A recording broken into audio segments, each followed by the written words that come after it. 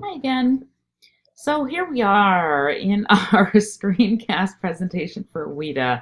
And I'm chuckling because WIDA, as I mentioned in week 8, and I've probably mentioned it before then, it's a big beast and it can be a really intimidating thing. And so, we're just going to relax and we're going to do our best to understand WIDA. And at this point, you should have already read both of the readings for this week. And in Kim and Hinchy, they give you sort of an overview of WIDA and they articulate what they think are the benefits of WIDA for teachers. And I agree that WIDA is intended to be and can be a real support for teachers who really have a lot of questions about what they can do to meet their professional responsibilities to teach all of their students. And so I really appreciate those aspects of WIDA. But again, I find the layout of it to be somewhat cumbersome. And if you haven't already had a chance to delve into the 2007 WIDA document in your resources kit or the amplification of that in the 2012 document, even if you just scan through that, it just looks overwhelming. So bear with me. I'm going to try and walk you through what I think are the most important aspects of WIDA for you to know. I will say that bilingual and ESL teachers really need to know it well, and they really need to be able to put it into use.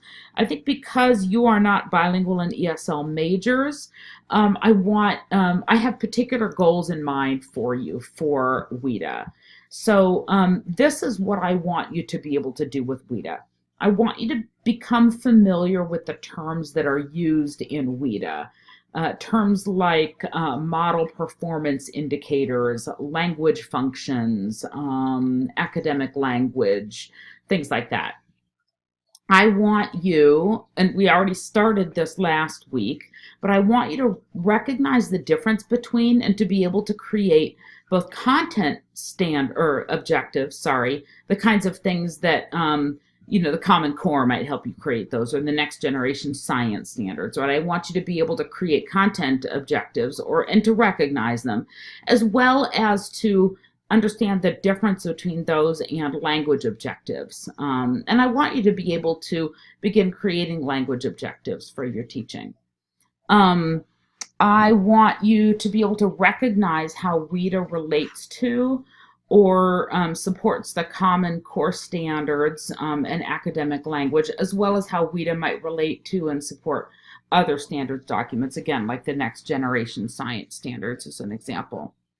I want you to be able to, and I'm on the 4th bullet now, to recognize the multiple ways that students might engage different language functions to meet different cognitive functions and standards. And we talked about that a little bit last week, and so we'll delve back into that. And then finally, I want you to just be familiar enough with WIDA and its structure to be able to use it as a resource when you're planning, both as a pre-service teacher and as a practicing teacher. So there are some things that I don't need you to know or to be able to do with WIDA. Please don't think you need to memorize it. You do not need to memorize WIDA. If anybody did that, oh man, I don't know, that would just be craziness. I don't need you to be able to generate model performance indicators for every single use of language or domain of language and every single English language development level in every content area. That's just too much. And you have WIDA as a resource that already has a lot of model performance indicators that you can use as a resource. I think one of the most important things with WIDA is it just helps you get a sense of what kids at different grade levels and English language development levels can do. And it helps you understand the variety of ways that kids can demonstrate their learning to you. And that really has to do with assessment, right? And I don't need you on this 3rd bullet to be able to rattle off exactly which language functions apply to every single task that you're going to ask a kid to engage in a classroom or the cognitive domain that it involves. You're going to see that this reflects a lot of the language in WIDA.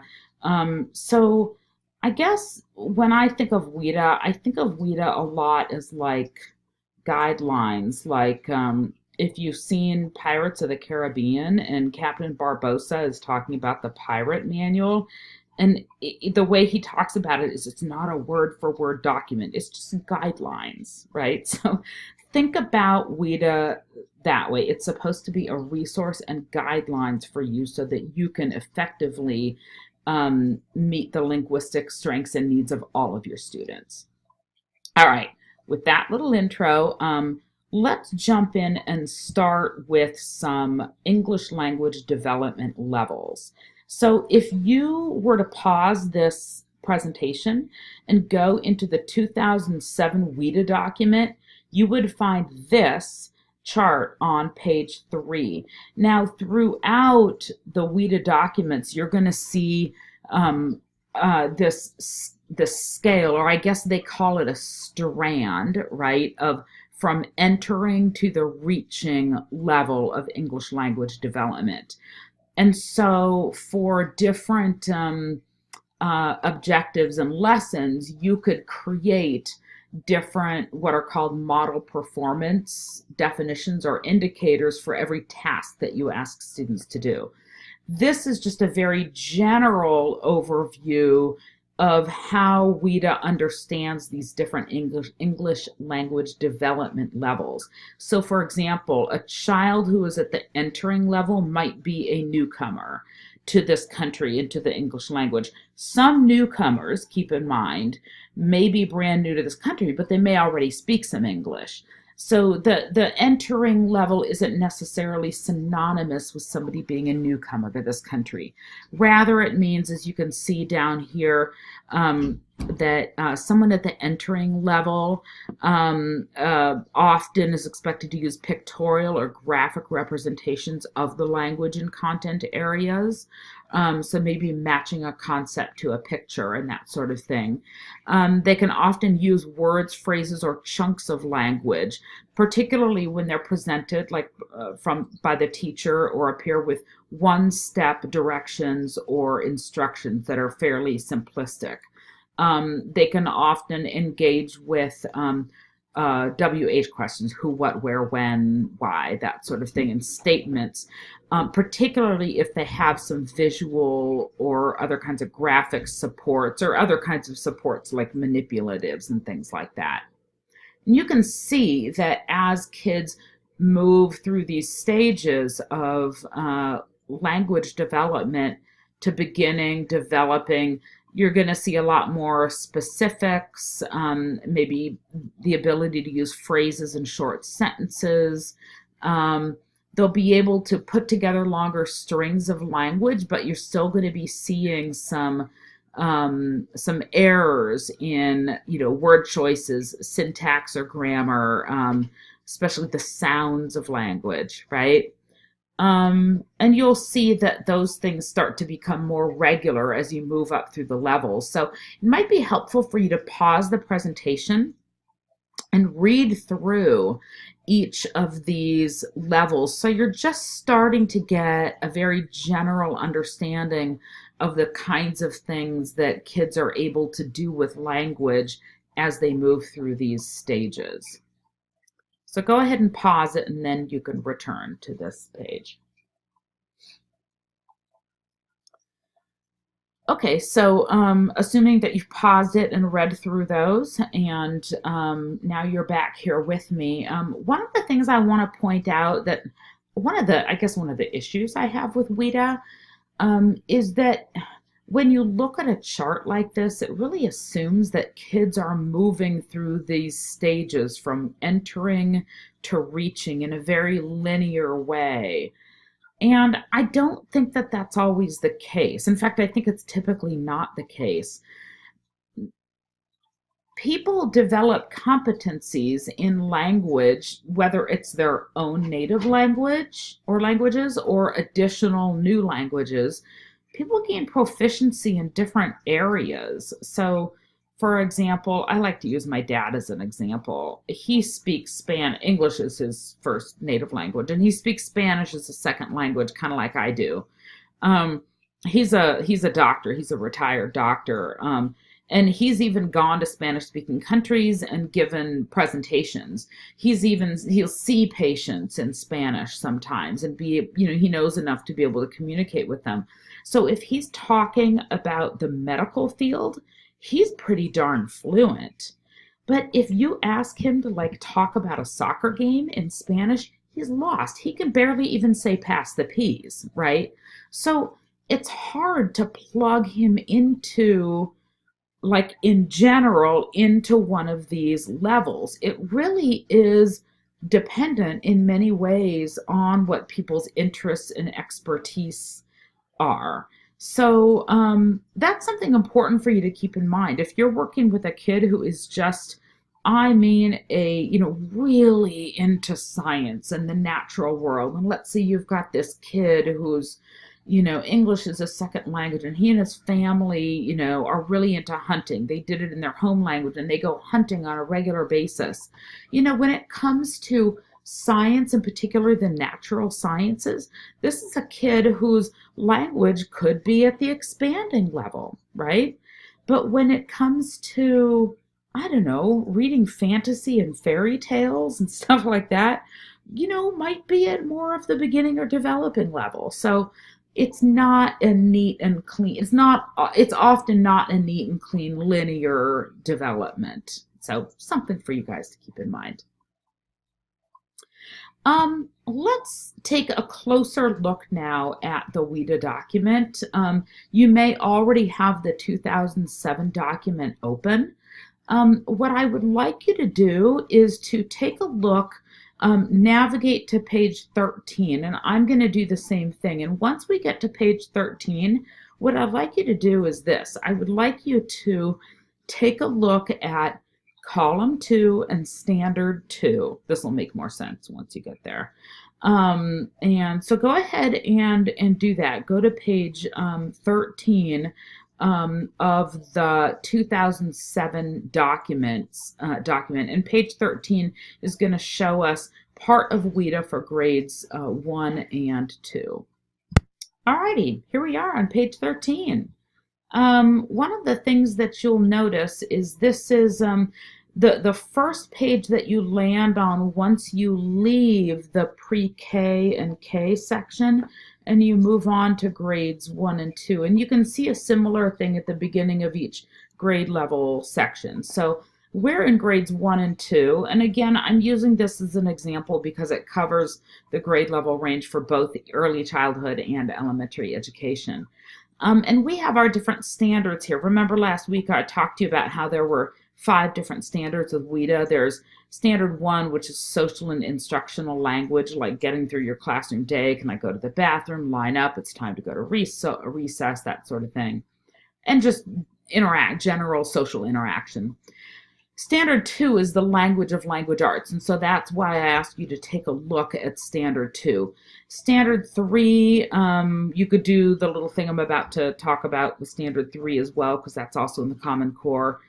You could do these with other, with science and with social studies too, but focusing right now on language arts, which is standard 2 or the language of language arts. If you take a look at some of the example genres, this is basically, as it says at the top, example topics and genres of content related to WIDA. So one of the things that WIDA tries to do is to really link pretty strongly with state level content standards. So for Illinois, that means the Common Core, right? So if you take a look at the kinds of genres and topics that first and second graders are going to be engaging with, WIDA suggests these as fairly typical ones, regardless of whether a state is using the Common Core or some other standards framework. And so one of the things that you could do, you've got phonemic awareness here, we have phonics, and the activity we're going to be doing later deals with making some adaptations to a phonics lesson for first grade.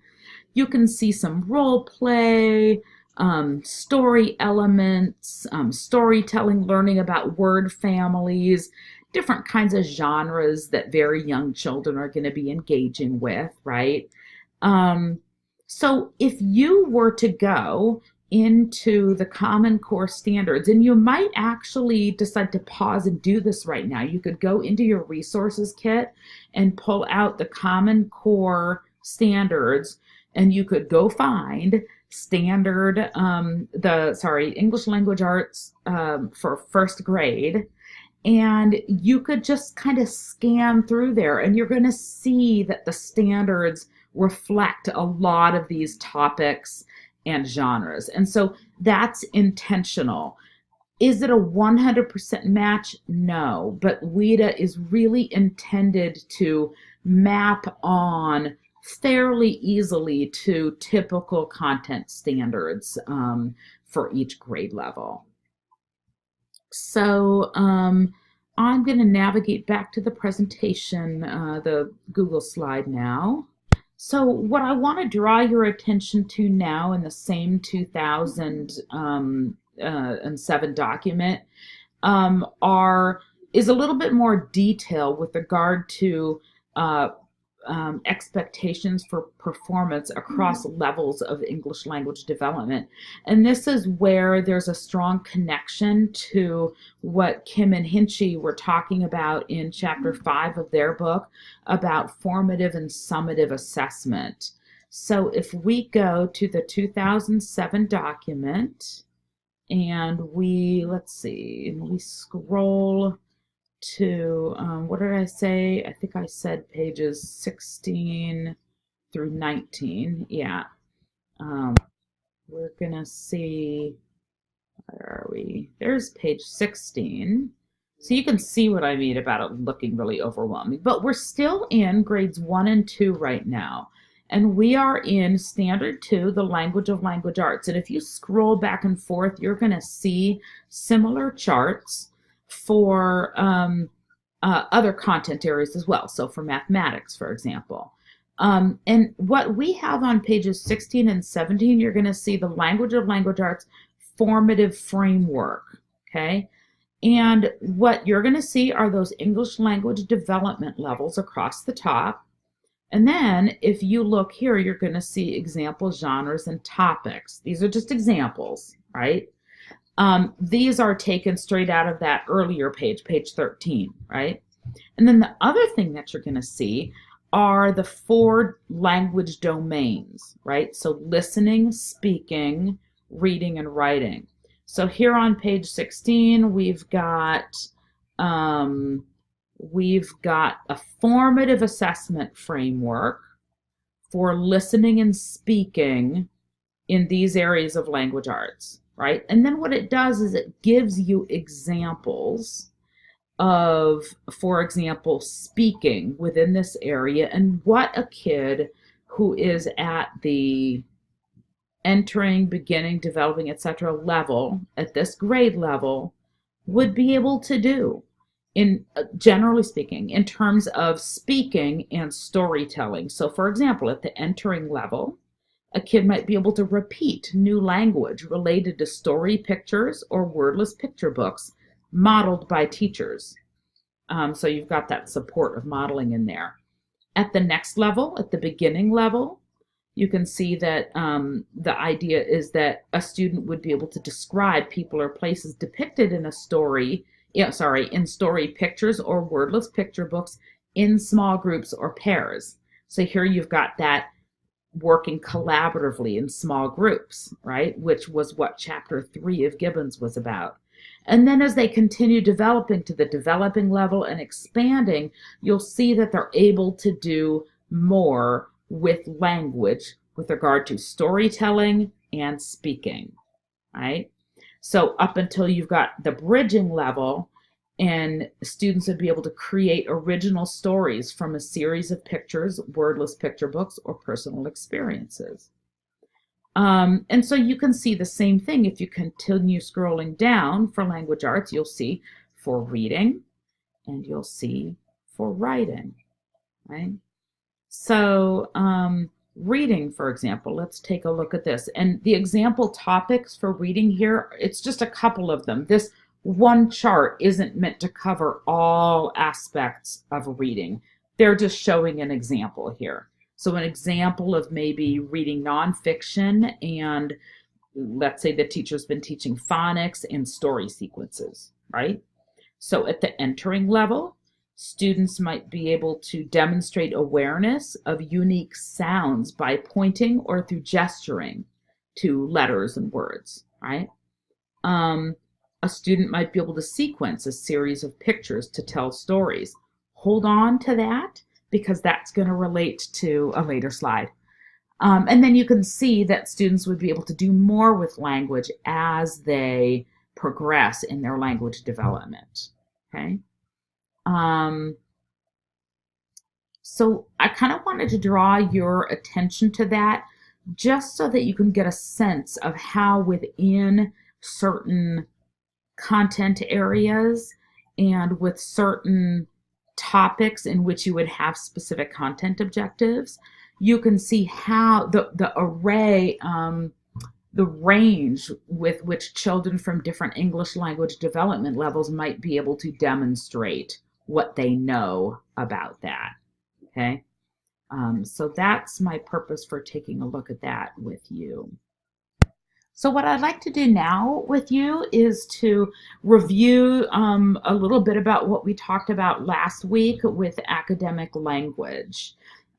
So if you recall, academic language can really relate strongly to having language objectives. Remember last week we talked about content objectives as well as language objectives. So content objectives are what you want kids to understand or be able to do with respect to the content you're teaching.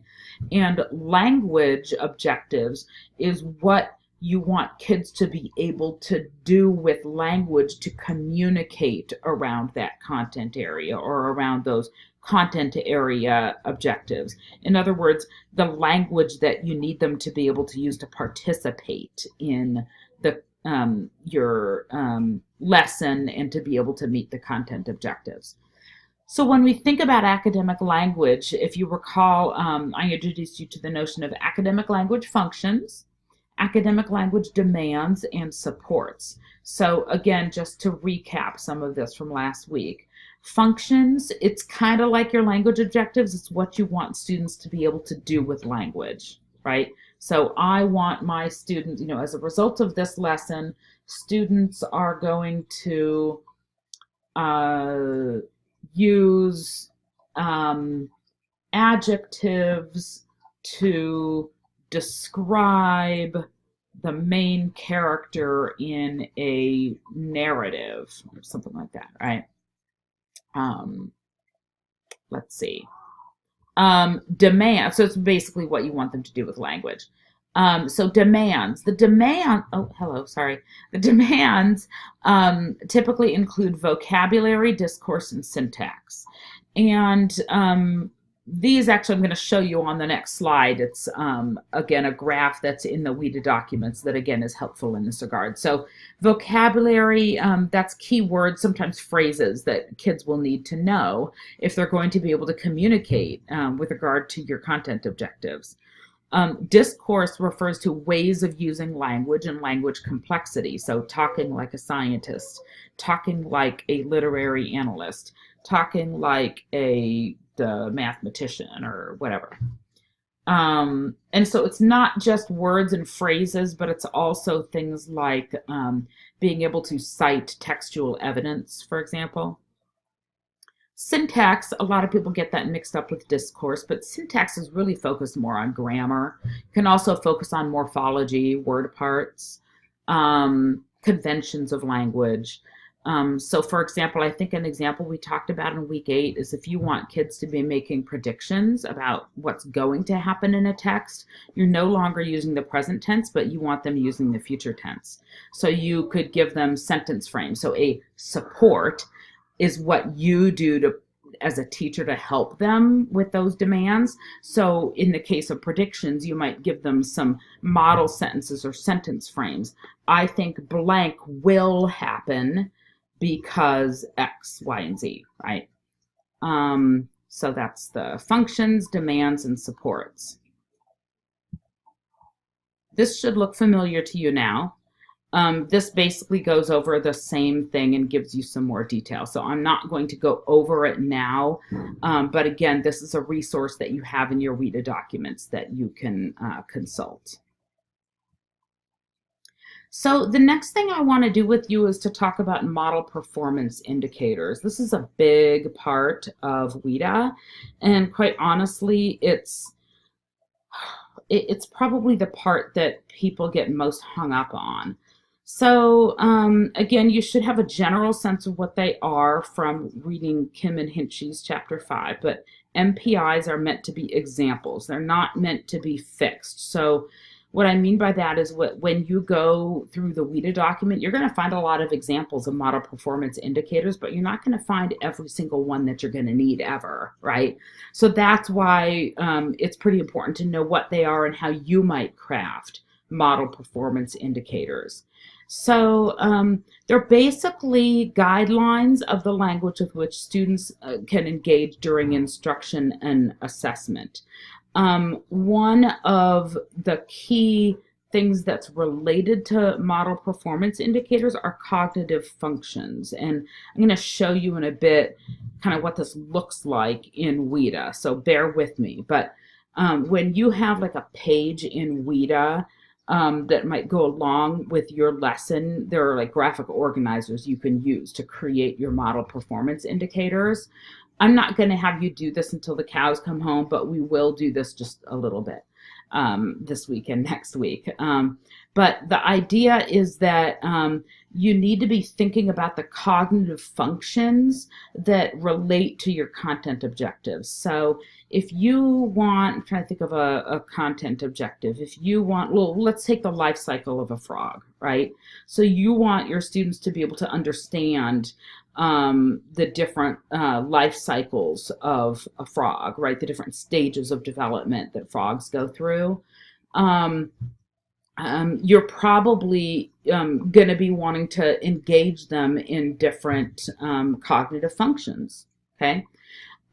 Regardless of where your kids are in terms of their English language development, within a given lesson, you want them being engaged in the same cognitive functions. So the assurance here is that you're not watering down the cognitive complexity of what you're asking your students to do in a lesson. You may be adjusting the linguistic complexity, right? And that's where the model performance indicators come in. But the cognitive complexity should be the same for all of your students. So you want, maybe you're asking all of your students to remember what the different, that's a pretty basic cognitive function, right? Basic level, not higher order. But you want all of your students to remember, and maybe it's the multiplication tables or something like that. And with the life cycle of a frog, you want your students to understand the different life cycles, right? So let's go along with that one. There are going to be other objectives that you have when you're teaching where you want your students to apply something. So later on in this online class, I'm going to be asking you to apply much of what you're learning to, as you're working collaboratively to do a little bit of lesson plan redesign. But sticking with the life cycle of the frog, let's stick with understand for now. But these are the 6 cognitive functions. There are other academic language demands and things that fall under those, but those are the sort of overarching cognitive functions that as a teacher you want your students engaging with across subject areas and across English language development levels. So let's see, I think I already connected a little bit to chapter 5 of Kim and Hinchy because they talk about model performance indicators as well. I also want you thinking as we go through the next 2 slides, I want you thinking about the specific activities in Gibbon's chapter 3. In fact, I took this straight out of chapter 3. This is figure 3.3. And it's a very specific activity that can be a great one to have kids do in partners or collaboratively in small groups, and it's picture sequencing, okay? So let's imagine that you have a content objective of understanding the life cycle of a frog. And let's say that you need to think, well, what do my kids need to know in terms of language if they're going to be able to meet that objective? Well, there's probably some vocabulary, right, that you're going to want them to know. This is just one language objective. There could be others as well. But let's just say you want them to understand the words frog, sequence, and life cycle, right?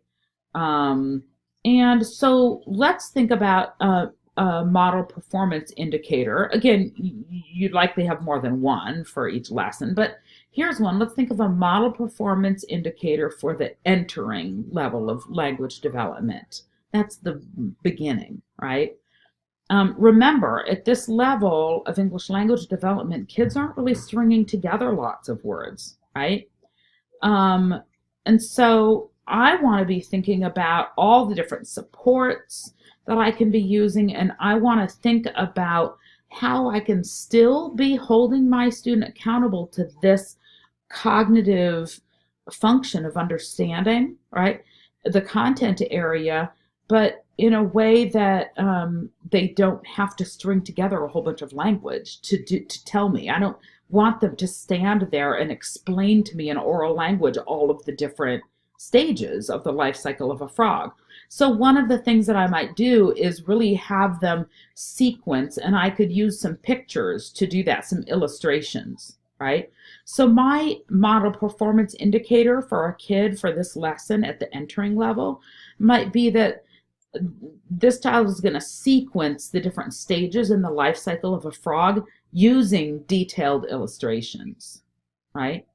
So you can, this is information, this is a support that if your student can sequence those and recognizing and interpreting those pictures, that, you know, that's one indicator that your student can perform that objective, that cognitive function of understanding the life cycle of a frog. Okay, so that's a pretty simple example. Let's take another quick look at this with regard to the elements of an MPI. Okay, so a good model performance indicator is going to have 3 elements to it. It's going to have the language function in there. That's different from the cognitive function. The cognitive function is always going to be one of these, or 2 or 3 of those, right? So we're dealing with understand. But a model performance indicator needs to have a language function, and that gets more specific than the cognitive function. It's what the kid is going to do with language in relation to the cognitive function, to show, to indicate that she understands. So you need to have a language function, and we've got that in purple here. So in this case, the student is going to sequence things. That's the language function. It may sound to you like that's more a movement thing. They're sorting pictures. How is that language? But remember that we have some key vocabulary. The student needs to be able to listen to instructions and hear you and probably see you write on the board things like frog and sequence and life cycle, right? And so, and you know, to be honest, you'll probably also have some words that go along with some of these things, whether they're on the board or not. So even if by sorting these things or sequencing them, a child may not be stringing together long forms of language, they're still sequencing the concepts to which words like life cycle and, you know, eggs and, you know, there are probably other words like what, tadpole and all of that are attached. So we're still calling it a language function because they're sequencing these ideas and these terms. So I know that can be pretty confusing, but you have that function, the language function there. And then you also have a content stem, and we see that in red. So the content stem is basically, it's the part of the objective that has to do with the content itself. So if the content objective was to understand the life cycle of a frog, and here you're having them sequence different stages in that cycle, the stem or the key part of the content is stages in the life cycle of a frog, right? So you have the language function, what you want the kid to do, and then you have the what you want the kid to do to show that, to indicate that she understands the content, which is the stages in the life cycle of a frog. And then in green, you have supports. So if you go back, well, I don't want to go all the way, well, okay, what the heck, why not? No, I don't have it there. If you go back to WIDA and you look at some of these things, you'll see that there are supports in here, like from phrase walls or big books, or let's see, from pictures on charts, displays, or graphic organizer. In these model performance indicators, we always want to have some supports listed, because it shows you, in a sense, it's what the kid can do at that level of language development, and they wouldn't necessarily be able to do all of that alone. And different kids at different levels are going to need different kinds of supports or different amounts of supports, right? So here, our support is detailed illustrations of these different stages, right? So in this MPI, I have a language function, I have the content, and I have the support. Now, an MPI written for the exact same lesson for a kid at the developing level is going to look different, right? It could be that there are both pictures and words, and that maybe you want the child writing sentences, right? Simple sentences for each of those stages, right? Either way, the kid is sequencing the stages and is understanding those stages, right? So the cognitive function of understanding those stages is the same. They're just indicating what they know differently and with different kinds of support for different levels, okay? I want to talk a little bit more about language functions here, because what language function to choose, like I chose sequence here, but like how do you know what goes there? That's a huge question that many people who are new at this have. As I showed you before, there are 6 overarching cognitive functions, but for each of these, we could ask students to use language in a variety of ways to indicate whether they're able to carry out that cognitive function. So here, sequencing is one, but I want to show you, and this is not an exhaustive list. This is just an array of different examples of other language functions that you could also have in the purple part of your MPI, right? Very generally, please take the lines here that are distinguishing these columns as fuzzy. But generally speaking, it goes from the left-hand side, more simple ones that are helpful at that entering stage, to more complex ones. That said, you could have kids at earlier stages of language development engaging in some of these more complex uses of language with further support. So the complexity of the language function is going to vary depending on it'll have an inverse relationship to the amounts of supports that you're offering, right? If you want kids to be speaking and describing something, right, it's going to be a lot of just telling, saying. It's going to be really basic unless you have a lot of supports for them to describe in more detail. So again, this is kind of fuzzy, but just get a sense of the array of language functions that we often engage kids with in instruction, right? We might be asking kids to list something, asking kids to sort or categorize something or sequence something. Sometimes we ask kids to compare and contrast, maybe 2 different genres, right? Maybe we are asking kids to summarize something or to critique a point of view or to justify something, or to identify the different stages in the life cycle of a frog, right? So when we had kids here at the entering level sequencing different stages, that could be one at the entering level, right? They're putting it in order. You might ask someone at a higher level of English language development maybe to identify them and sequence them, right? So, you might ask someone to define or explain the different stages using more extended language. Supports for that might be sentence frames or model sentences, right? That maybe exist up on anchor charts.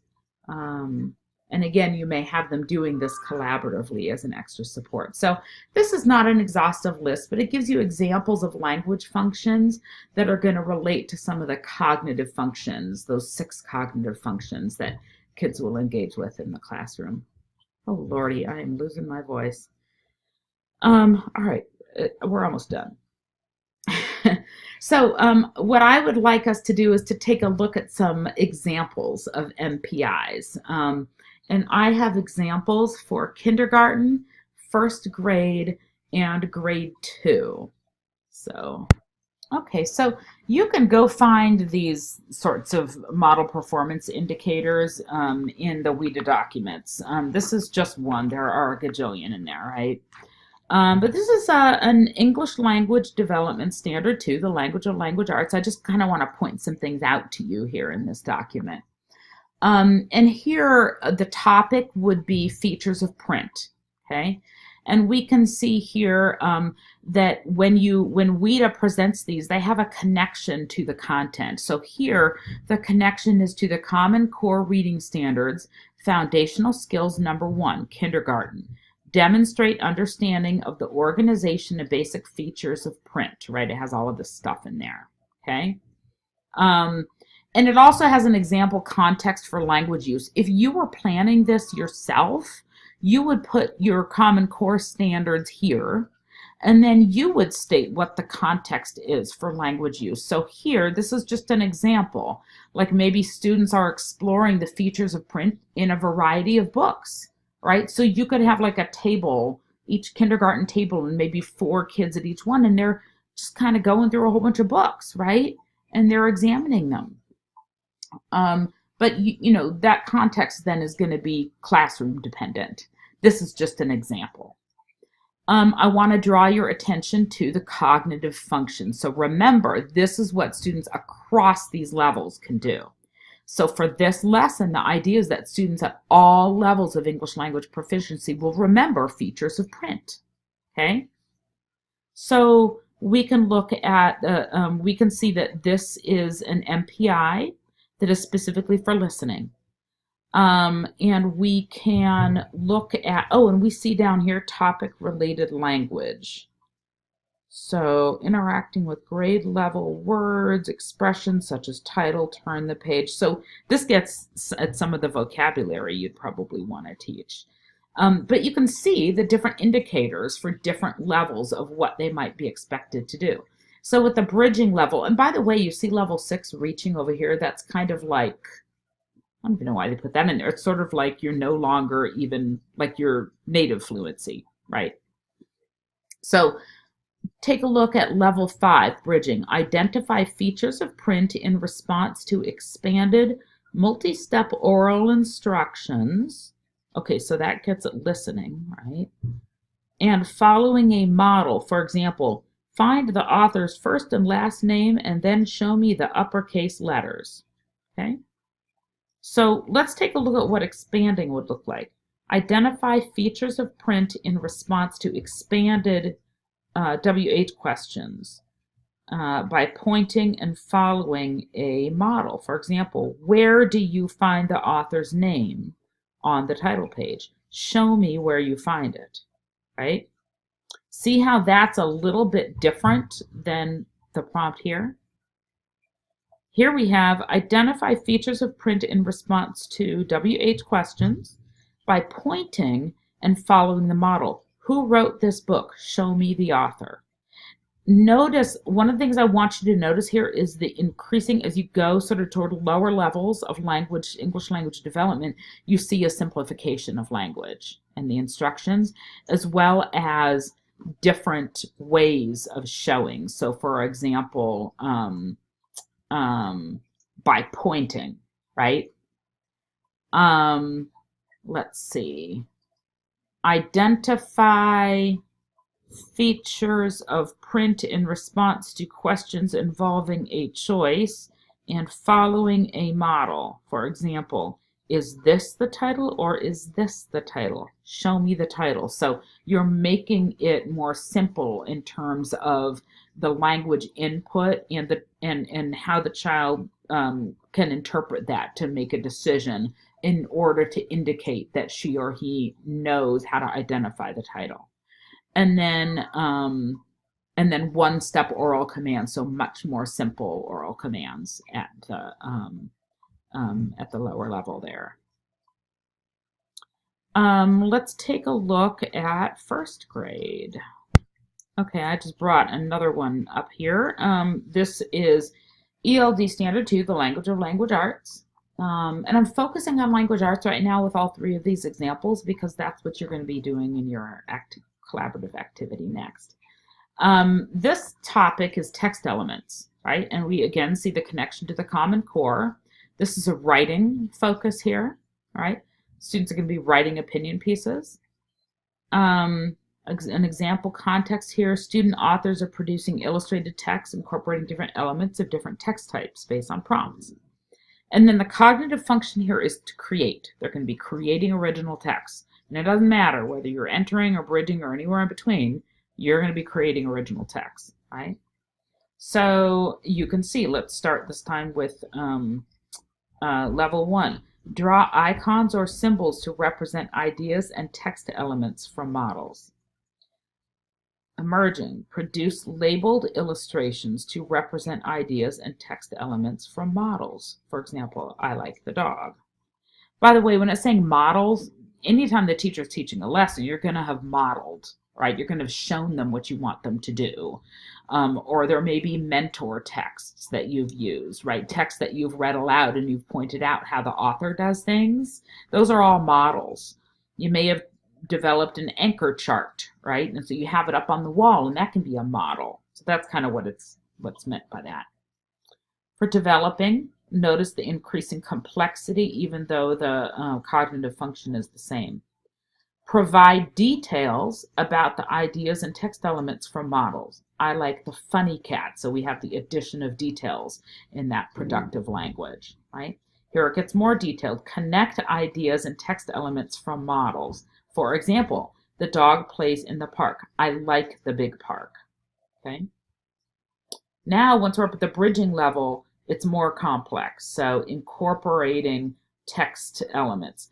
First, the dog plays in the park. Then he sees the cat. The dog and cat are friends, right? Again, this is first grade. So again, you can see sort of different indicators of being able to achieve the content objective and the cognitive function. All right, we're going to look at one more. The last one we look at is going to be second grade. Let's see if I can find this in here. Grade 2. There we go. Let me move this so y'all can see it. Let's see. I think you guys can see that. That's in your window. This one is storytelling and experiential recounting. And again, you can see the Common Core, right? Tell a story or recount an experience with appropriate facts and relevant descriptive details, speaking audibly in coherent sentences, right? Well, we've got a cognitive function here, and that is to apply. Students at all levels of English language proficiency apply elements of stories to original storytelling or experiential recounting. So what does that mean if the standard says, with appropriate facts and relevant descriptive details, speaking audibly in coherent sentences? How's someone at the entering level supposed to do that? So what it has here for this one, and again, they're focusing on speaking here. Point to and tell about events and stories using photos, illustrations, or wordless picture books with a partner, right? So notice all of these supports in here to be able to engage in the speaking, right? Remember how I told you that the complexity of what you're expecting in terms of the indicator is going to have a is going to be related to the amount of supports, right? And then describe parts of stories, characters, settings using photos, illustrations, wordless picture books with a partner. And then you can see it gets more detailed up to tell detailed stories with creative word choice and expression using photos, illustrations, or wordless picture books with a partner. Notice how in this one, actually the supports are all very similar, right? But the linguistic complexity of indicating and being able to carry out, meet the objective and carry out this cognitive function differs. So I'm hoping that this has given you a better sense of WIDA and how it's structured. What I'm going to recommend you do, this is the end of this presentation. You're going to move on to a group activity that you'll see embedded in ReggieNet, and I think all of the instructions in there are fairly clear. It's going to involve taking a look at a, I'm going to see if I can bring it up here for you just so I can show you. You're going to be, there's an lesson plan. Let's see if I can find it. Oh, I'm not seeing, I must have already navigated away from it. Let me see if I can bring it up in my Finder here. Ah, there it is. So this is what you're going to see. This is the lesson plan you're going to look at. And I've embedded all of these annotations in here, which have and it describes what your tasks are. The instructions are also in ReggieNet for you, but this is a lesson plan that I'm prompting you to adapt collaboratively in certain ways. So one of the things you might do before you do that is really play around, swim around in the WIDA handbook a little bit. Read through some of the different standards and model performance indicators for different content areas, and read, attend to how does it connect to the standards, right? The cognitive, what is the cognitive function? How is that indicated across English language development levels, etc. Okay. Let me know if you have any questions. I know this is a very long presentation. Boy, almost an hour long, but yeah, such is life. Such as an online class, such as a 3-hour seminar. In any case, we're going to be playing around with this some more in week 10, face-to-face in class, and we'll be doing some more practice with lesson plan redesign. So, see ya.